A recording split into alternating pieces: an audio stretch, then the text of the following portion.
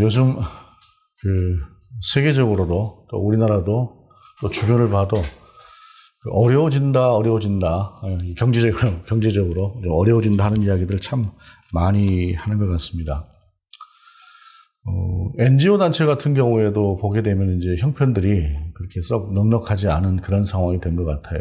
그러다 보니까 이 각 교회들에게 또 도움을 요청하기도 하고 하는데, 또 교회들 입장도 이게 이제 우리 교회도 이제 뭐 만만치가 않다, 이제 이렇게 이야기들을 하는 것 같습니다. 제 주위를 이제 보게 되면.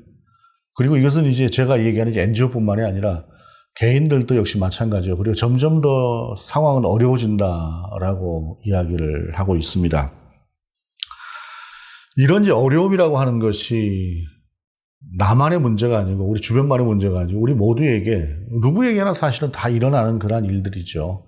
지나가는 경우도 있고 현재 그런 상황도 있고 앞으로 다가올 수도 있고, 물론 이제 안 오면 좋은 거지만 그런 상황들이 올 수가 있을 때에 과연 그리스도인은 또 그리스도인 나름대로 어떻게 살 것인가라고 하는 부분, 우리가 이미 알고 있다고 생각하지만 오늘 성경의 말씀을 통해서 또한 한번 그것을 들여다보는 것, 그리고 하나님의 뜻이 어디에 있는가라고 하는 것들을 좀 분명하게 바라보는 것, 이것이 필요할 것이다라고 생각을 합니다.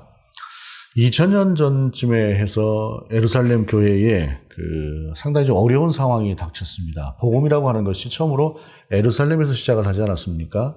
예수님도 이스라엘 땅에 오셨고, 그리고 그 이스라엘 땅에서 복음을 전하셨습니다. 왜 예수님께서 이스라엘 땅에 오셨을까요? 그때 당시만 해도 하나님을 아는 사람, 아는 민족이 없어요. 하나님을 아는 민족이 없고, 이스라엘은 전체가 그래도 하나님을 아는 민족입니다. 하나님의 뜻대로 사느냐 모르느냐를 떠나서 이스라엘 백성은 하나님을 아는 사람, 아는 유일한 민족이기 때문에 우리 주님께서 거기서부터 시작을 하신 것이지 않습니까? 그래서 그 속에서 복음을 전하셨고, 그리고 그 복음을 전하셨던 것들이 이스라엘 땅에서 이제 어느 정도 자리가 잡히면서 점점 더 확장되어 가지요. 그 복음이 확장되어져 가는 것이, 계기가 되는 것이 그 스데반의 순교 이후로 그 기독교를 향한 핍박이 지속되면서 시작이 됩니다. 그래서 그 교회가 쭉 위쪽으로 올라가면서, 지도상으로 보게 되면 위쪽으로 올라가면서 안디옥이라고 하는 곳에 자리를 잡게 되고, 그 다음에 고린도라고 하는 교회도 자리를 잡게 되고, 그러면서 로마를 넘어가고 복음이 이제 확장되는 이제 그러한 계기가 됩니다. 복음을 전하려고 해서 복음을 전하기도 했지만 당장 예루살렘에서 살 수가 없으니까 피하다 보니까 신앙을 잊고 그 신앙을 또 전하게 되면서 이렇게 복음이 확장되어진 그러한 측면도 있다라는 것입니다. 그런데 이렇게 해서 이제 복음이 이방 세계 가운데 전해지면서 점점 더 확장되어져 가면서 또 한 가지 생긴 문제가 있었습니다. 그것은 뭐냐면, 이스라엘 사람들은 비록 예수 그리스도를 통해서 새로운 복음을 받아들였지만, 전에 새로운 복음이라고 할 수가 있죠. 복음을 받아들였지만 그들이 1000년이 넘게 가지고 왔었던 문화와 전통, 이것이 이제 율법이라는 것이에요. 그것을 버리지 못하고 예수를 믿지만 그래도 예수만 믿는 것 갖고만 되겠나라고 하는 게 그런 마음들이 있는 겁니다. 사실 오늘을 살아가는 그리스도인들도 그런 종교적인 그 심리가 우리들 속에 없지 않아 있어요. 없지 않아 있는데, 그때 당시는 사실상 복음은 분명 예수 그리스도로 말미암아 하나님께로 나간다, 예수 그리스도가 유일한 길이다, 진리다, 생명이다 라고 하는 것을 다 알고 있음에도 불구하고 그래도 우리가 1000년 넘게 할례를 받아왔는데 라고 하는 그런 생각이라거나, 또 이게 뭐 안식일을 지킨다라거나 하는 이런 여러 가지의 율법과 규례들이 그들을 옥죄고 있었고, 그리고 그것을 행하지 않는 다른 사람들에 대해서도, 다른 이방인들에 대해서도 이스라엘 사람들은 상당히 판단을 하고 있었고, 그것 때문에 늘상 부딪히는 것들이 있어요. 바울이 썼던 말씀들을 보게 되면 그중에 대표적인 그 할례 문제를 가지고 항상 그 대립되었던 그러한 모습들을 보게 됩니다. 이스라엘 사람들, 유대 땅에 있었던 사람들은 할례도 받아야 된다고 생각을 했던 것이에요. 오늘날 이제 교회들을 보게 되면 그 교회를 새로 나온 분들 같은 경우가 보는 교회하고, 그 다음에 기존에서 특히 연세가 되신 분들이 생각하는 것하고 굉장히 다르지요. 그래도 연세가 드신 분들은 교회 안에서의 어떤 질서라고 하는 것, 교회 안에서 어떤 규범이라고 하는 것들을 대단히 중요하게 생각하는 반면에, 또 젊은 세대들은 그렇지가 않아, 또 자기들의 생각이라고 하는 것들이 참 많아요. 그래서 이러한 것들이 때로는 어떤 경우에 충돌을 하기도 하는 그런 모습들을 보기도 하는데, 당연히 2000년 전에 그 복음과 그 복음이 확장되는 과정에서 그런 일들이 있지 않았겠습니까? 이스라엘 사람들, 유대인들이 생각하는 것하고 이방인들이 생각하는 것하고는 상당히 달랐고, 그 다른 것이 부딪힘이 되기도 하는 그런 상태에서 이스라엘 내에 살고 있었던 유대인인 그리스도인들 같은 경우는 이방인들에 대해서 상당한 거리감을 두고 있었고, 그리고 그들의 신앙 상태에 대해서, 신앙 형태에 대해서 별로 그렇게 마땅치 못한 그런 모습들을 가지고 있기도 했었습니다. 그러한 상태에서 어느 순간인가 이스라엘에 있는 예루살렘에 기근이 들었고 굉장히 힘든 상황이 그들을 힘들게 했습니다. 재정적으로 그들이 굉장히 어려워지는 그러한 상황이 되고 나니까 교회가 분명히 말씀과 기도로 갑니다. 말씀과 기도로 가지만 그럼에도 불구하고 교회가 움직일 수 있는 최소한의 어떤 비용이라고 하는 것들이 들어가야 되지 않습니까? 이것이 이제 예루살렘 가운데 없었던 것이에요. 더군다나 고대 교회는 구제라고 하는 것들을 했습니다. 구제라고 하는 것이 당연한 것들이기도 했어요. 그래서 교회 안에 어려운 사람들이 있을 때, 같이 지체된 사람들이 어려운 사람들이 있을 때 그들에게 먹을 것을 공급하기도 하고 최소한의 것들을 나눠 먹고 이런 전통들이 있었는데 이제 그것 자체도 힘들어지고 하는 상황이 되다 보니까 자연스럽게 이방 세계에 있는 교회들에게 도움을 요청하는 그러한 상황이 벌어졌습니다. 예루살렘 교회가 모태였으나, 예루살렘 교회가 시조였으나, 그러나 시간이 가면서 예루살렘 교회는 좀 더 쇠해지고 이방의 교회들이 풍성하게 세워지면서 이제는 예루살렘 교회, 거기다 엎친 데 덮친 격으로 예루살렘 교회가 좀 힘든 상황이 벌어지고 나니까 이제 이 예루살렘에 있는 교회가 이방 세계를 향해서 손을 내밀지 않을 수 없는 그러한 상황에 이르렀어요. 그래서 이제 예루살렘 교회를 도와야 되겠다, 말하자면 목적 헌금을 해야 되겠다 하는 그러한 상황에서 바울이 고린도 교회 교인들을 향해서 주시는 말씀이 오늘 본문의 말씀입니다. 바울이 7절에 보게 되면 이렇게 말씀하세요. 오직 너희는 믿음과 말과 지식과 모든 간절함과 우리를 사랑하는 이 모든 일에 풍성한 것 같이 이 은혜에도 풍성하게 할지니라. 앞에 믿음과 말과 지식과 모든 간절함과 우리를 사랑하는 이 모든 일이라고 하는 이 5가지의 말은 사실은 수사적인 표현이죠. 물론 없는 이야기를 하는 것은 아니지만 그 다음 말을 꺼내기 위해서 바울이 조심스럽게 이야기를 하는 것입니다. 조심스럽게. 이 재정이라고 하는 문제, 금전이라고 하는 문제, 돈이라고 하는 문제라고 하는 것은 어떤 경우에도 우리가 좀 접근할 때에 신중하게 접근을 할 필요가 있습니다. 특별히 교회는 재정적인 면에 있어서는 상당히 이런 신중함을 가지고 나아가는 것이 옳아요. 물론 바울이 그들 가운데 이렇게 해라 라고 명령을 할 수 있을 만한 위치에 있었습니다. 그만한 권위도 있었습니다. 그럼에도 불구하고 바울은 대단히 조심스럽게 이야기를 하면서 이 예루살렘 교회를 향해서 우리가 돕자고 하는 이 목적 헌금을 하자고 하는, 구제 헌금을 하자고 하는 이 말씀에 접근을 그렇게 조심스럽게 하고 있다라고 하는 것입니다. 그러면서 이제는 우리가 도울 수 있는 그러한 상태에 대해서 바울은 조금씩 이렇게 이야기를 하는데 8절에 보게 되면 내가 명령으로 하는 말이 아니요 오직 다른 이들의 간절함을 가지고 너희의 사랑의 진실함을 증명하고자 함이로다 라고 이야기를 합니다. 내가 명령하는 것이 아니다라는 것이에요. 조금 전에 말씀을 드렸지만 바울의 위치라고 하는 것이 이때 당시에 더군다나 고대에 있어서 지도자의 위치라고 하는 것은 어찌 보게 되면은 왕권과도 같은 그러한 권세를 가지고 있습니다. 예를 들어서 한 집안의 가장이 가지고 있는 가장의 권한도 가부장적이다라고 하는 그 말 자체가 자기 마음대로 자기 가족들 할 수 있을 만한 권한이 가장에게 있었던 것처럼 더군다나 한 교회 지도자는 당연히 그랬어요. 이것이 그때 당시의 문화였습니다. 이것이 옳으냐 그르냐라고 하는 것을 떠나서 그만한 권한이 바울에게 있었음에도 불구하고 내가 명령하는 게 아니다 라는 것이, 이건 명령이 아니다 권면이다라고 하는 것을 이야기하고 있는 것입니다. 그러면서 오직 다른 이들의 간절함을 가지고 너희의 사랑의 진실함을 증명하고자 함이라. 한쪽에서는 정말 이 일에 반드시 우리가 나서야 된다라고 하는 그런 간절함을 가지고 있으나 그러나 또 한쪽에서는 거기에 대한 생각이 미처 미치지 못하고 있는 사람들을 향해서 이 일이 옳은 일이다라고 하는 것을 이야기하고 있는 것이다 라고 하는 것입니다. 그러면서 바울은 10절에도 이렇게 말씀하고 있어요. 이 일에 관하여 나의 뜻을 알리노니 이 일은 너희에게 유익함이라. 너희가 1년 전에 행하기를 먼저 시작할 뿐 아니라 원하기도 하였은즉이라고 말씀합니다. 그러니까 지금 바울이 얼마나 신중하게 이 이야기를 시작하고 있는가라고 하는 것을 알 수가 있는 것이 이미 1년 전에 고린도 교회에서 예루살렘 교회를 도와야 되지 않겠습니까? 하는 말들이 있었다는 것이에요.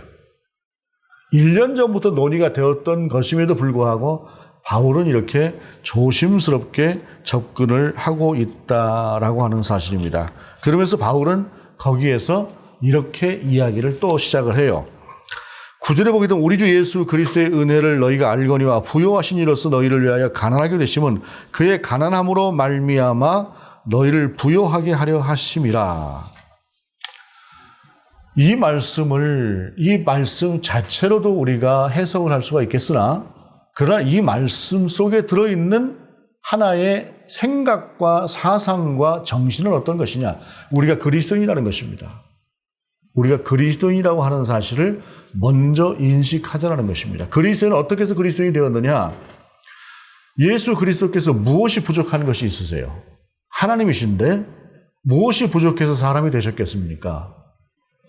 이 일은 예수 그리스도가 사람이 되신 이 사건은 사랑이다라고 하는 것으로 우리가 이야기를 하지만 그러나 예수 그리스도가 이 땅에 오시는 것은 우리를 사랑하시는 그 사랑이다라고 하는 그 사랑은 우리가 죽을 때까지 묵상을 해도 알 수 있는 부분이 아닙니다.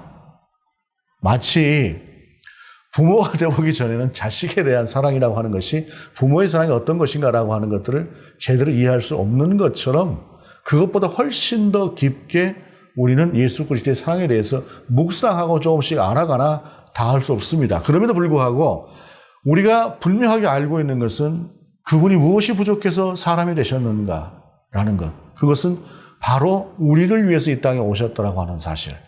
그리고 이것을 우리가 묵상하면 묵상할수록 생각하면 생각할수록 이것을 통해서 알게 되는 우리 주 예수 그리스도의 사랑의 크기라고 하는 것은 점점 더 커질 수밖에 없는 것들이죠.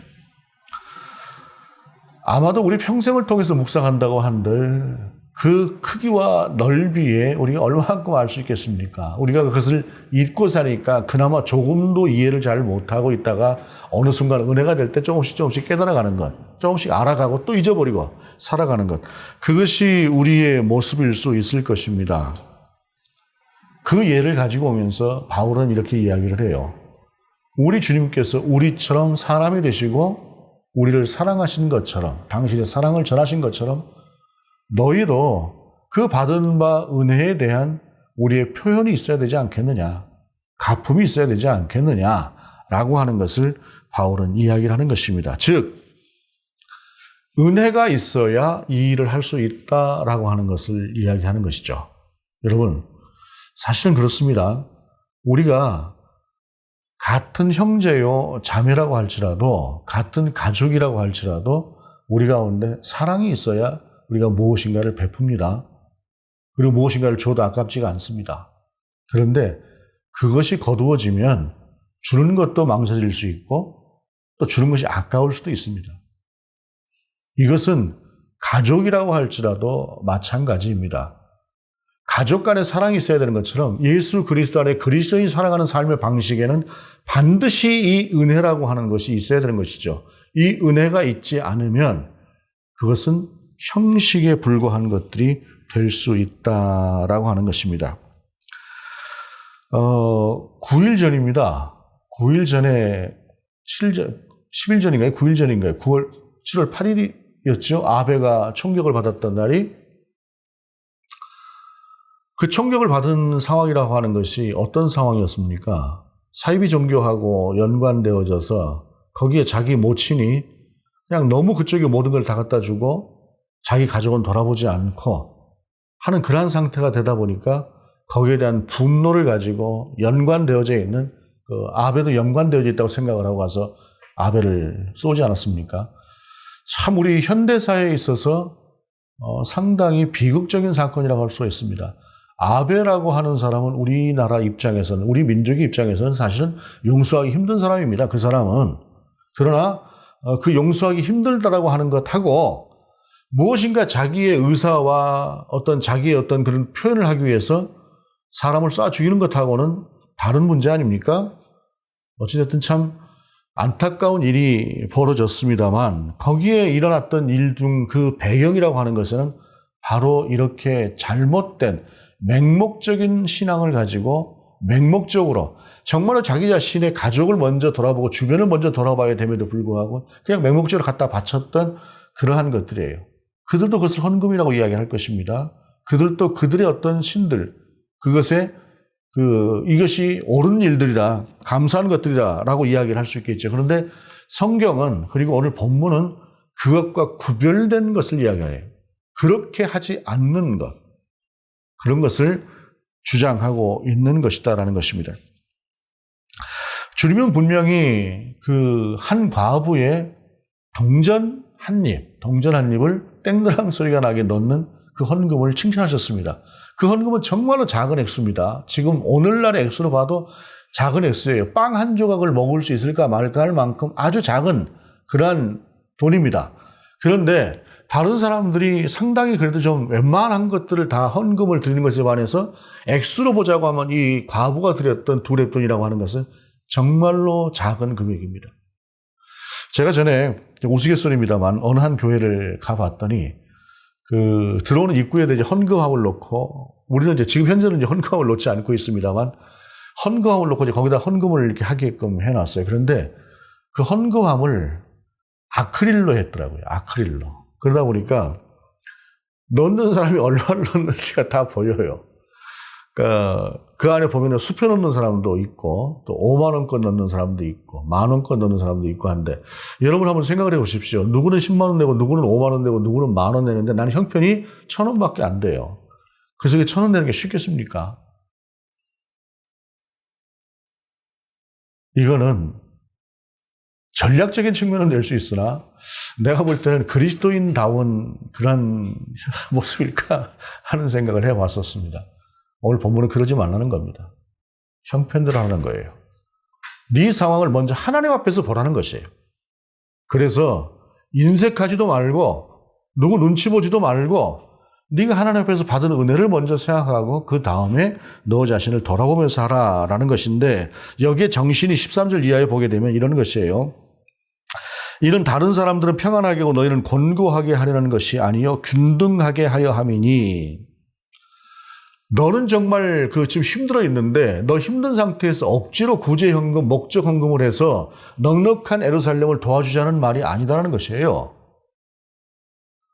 네가 좀 여유가 있을 때, 너를 돌아보아서 네가 드릴 만한 상태가 되었을 때에 그때 그것을 들여서 저 힘든 사람들을 바라보고 그 힘든 사람들에 대한 내 사랑의 마음을 전하라. 그러면은 너는 좀 있는 것을, 좀 더 여유가 있는 것을 하나를 나누었을 때 그는 그 결핍된 상황에서 그 간절하게 한 가지를 원하고 있을 때 그에게는 그 최소한의 것이 충족되지 않겠느냐. 그러면 서로가 좀 균등하게 되지 않겠느냐라는 것입니다. 이 균등이라고 하는 말은 참 중요한 의미가 있습니다.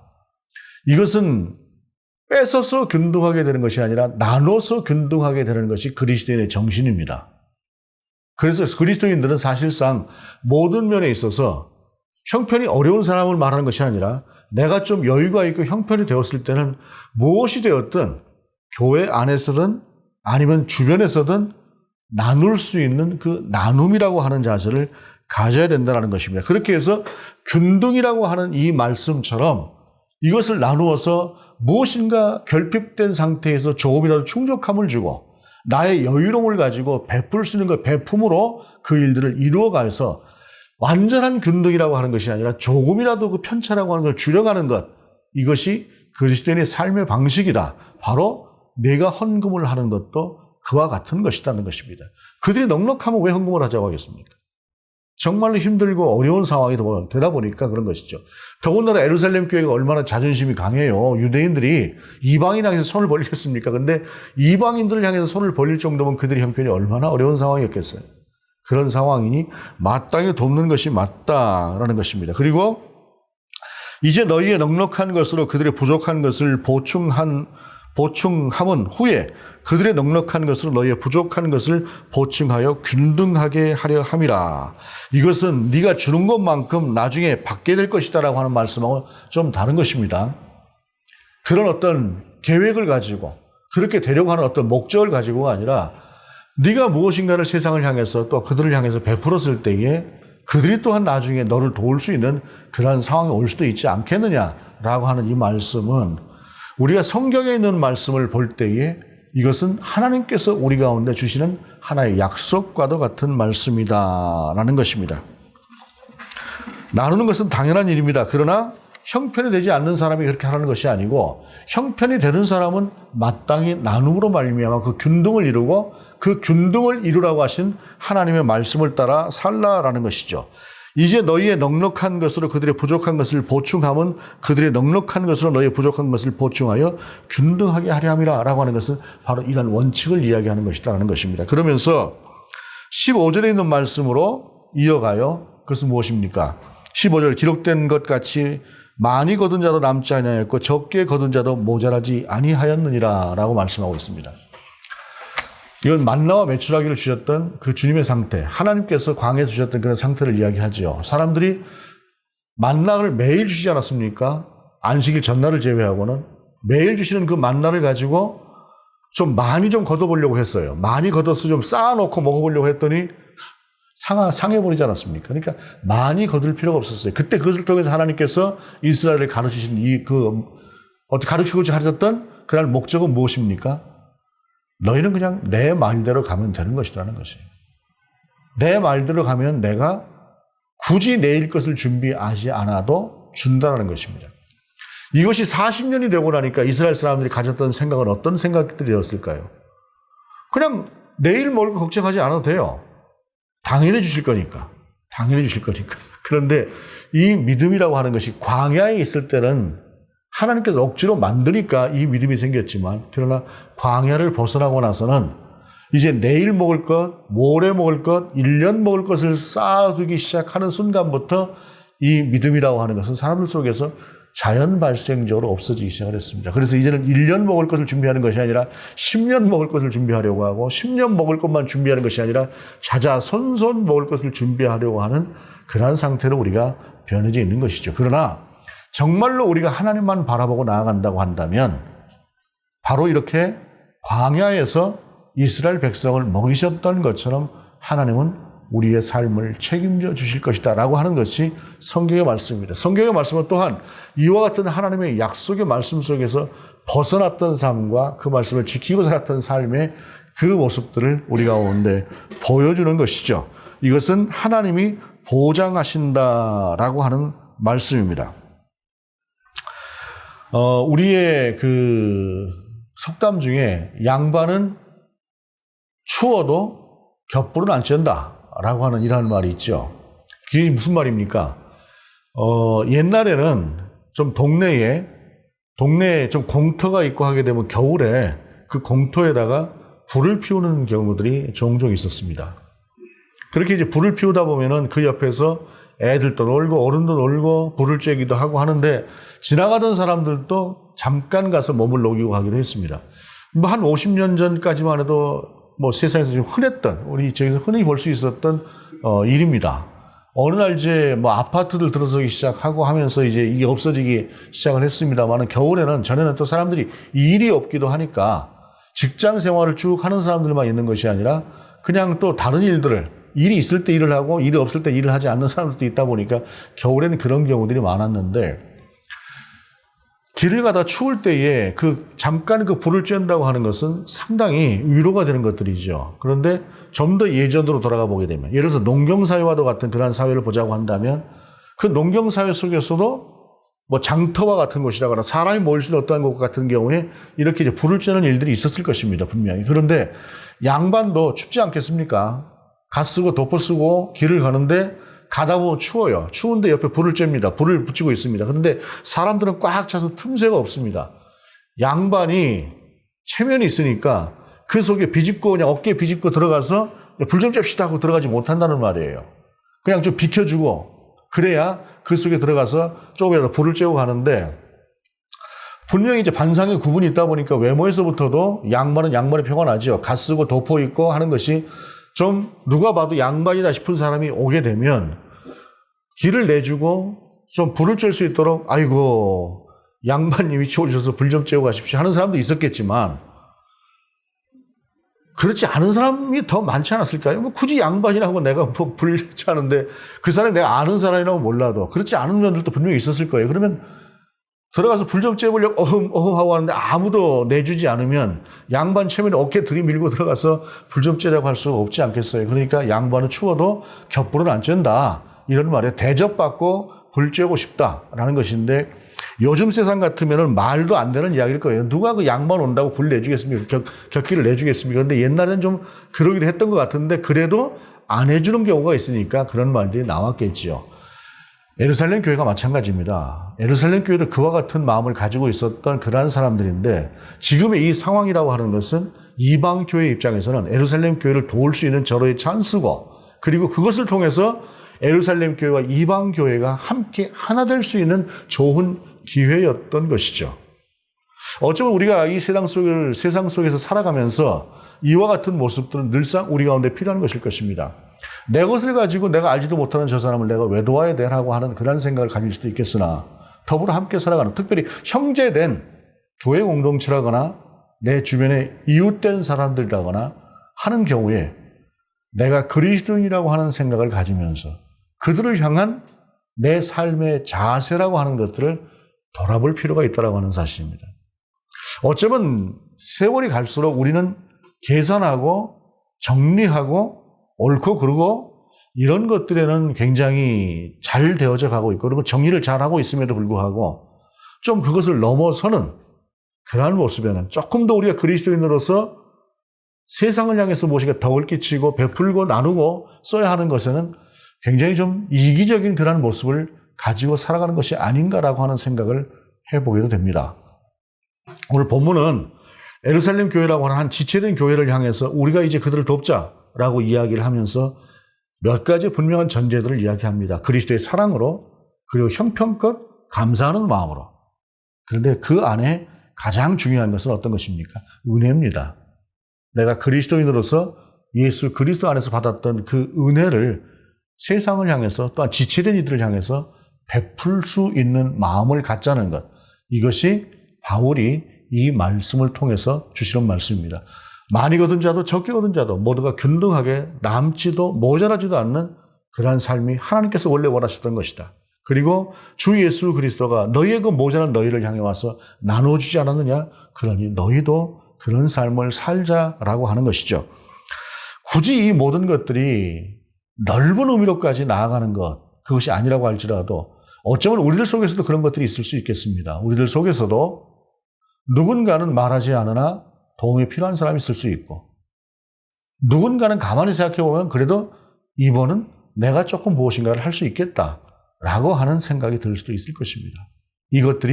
이러한 생각들이 바로 하나님께서 우리를 향해 주시는 말씀이고 예수 그리스도를 통해서 또한 우리에게 주시는 말씀이다라고 하는 걸 생각하면서 우리가 인색하지 않게 그러나 또한 우리 안에서 무리하지도 않게 그러면서 그리스도의 마음으로 함께 지체된 이들과 함께 그리고 이 모든 지경이라고 하는 조금씩 넓혀갈 수 있는 그러한 삶으로 살아가는 것. 이것이 우리 그리스도인의 삶이고 오늘 본문을 통해서 주시는 구제 헌금에 대한 기준이고 또한 이것은 우리가 하나님 앞에 드린 예물에도 역시 이와 같은 기본적인 자세가 필요한 것이다라고 하는 걸 생각하면서 우리 안에서 감사가 있는 삶 그리고 하나님을 향해서 받은 바 은혜에 대한 드림이 있는 삶 그러나 결코 그것이 인색함도 억지로도 아니고 그리고 내 형편을 지나치게 무리해서 넘어가는 것도 결코 아닌 그러한 상황 정말로 균등을 맞추고 하나님 앞에서 옳고 그름이라고 하는 것을 스스로 기도하고 스스로 생각해 보면서 그러면서 하나님께 주시는 마음을 따라서 갈 수 있는 그러한 성숙된 신앙인으로 세워지는 우리가 될 수 있기를 원합니다. 그런데 그러기 위해서 분명히 필요한 것이 있습니다. 그것은 무엇이냐면 묵상과 생각입니다. 그냥 따라가는 것이 아니라 하나님 앞에서 여쭙고 그 하나님 앞에서 말씀하시는 뜻을 따라서 나를 순종으로 드리는 그 드림이 우리 가운데 있어야 합니다. 생각하고 내 생각이 이것이 옳아라고 하는 것이 아니라 그러면 하나님의 뜻은 무엇인가요? 라고 여쭙는 것. 그것이 그리스도이다라고 하는 것입니다. 그것이 오늘 본문을 통해서 주께서 넉넉하신 주께서 왜 우리같이 인간이 되셨는가라고 하는 것들에 대한 우리 주님의 그 바울의 말씀이다라는 것입니다. 그것을 기억하면서 우리가 받은 은혜를 나눌 수 있는 세상을 향해서 또한 나눌 수 있는 그러한 우리가 될 수 있기를 원합니다. 이것은 반드시 재정만의 문제는 아닙니다. 우리의 마음과 우리의 기도가 또한 그와 같이 함께 따라갈 수 있기를 원합니다. 남지도 모자라지도 않은 그러한 것들이 우리 하나님께서 우리 가운데 주시고자 하는 기본적인 마음이었다라고 하는 걸 기억하면서 모든 것에 있어서 우리의 풍요로움이 있다고 한다면 마음도 기도도 나눌 수 있는 우리가 되기를 원합니다. 기도하시겠습니다. 하나님, 정말로 힘들고 어려워진 예루살렘 교회를 향해서 오히려 그것을 기회라고 말씀하시며 또한 그 가운데 예수 그리스도의 사랑을 나누자고 하신, 그러나 억지로도 아닌, 무리한 것도 아닌, 정말로 있는 그만큼 나누자고 하신 이 정직한 목적과 또한 재정에 대한 드림과 하나님 앞에 드리는 헌금의 기준이 우리 삶 속에 있기를 원합니다. 우리가 혹시라도 억지로 드리는 삶이 결코 아닐 수 있도록 하나님 도와주시고, 어떠한 경우에도 또한 무리하는 삶이 되지 않도록 도와주시고, 또한 우리 가운데 주신 바 그 풍성한 은혜를 저버리지도 않는 그러한 삶이 될 수 있도록 인도하여 주옵소서. 주님께 드림과 세상을 향해 나눔이 그와 같게 하시옵소서. 주 예수 그리스도의 이름으로 기도드립니다. 아멘.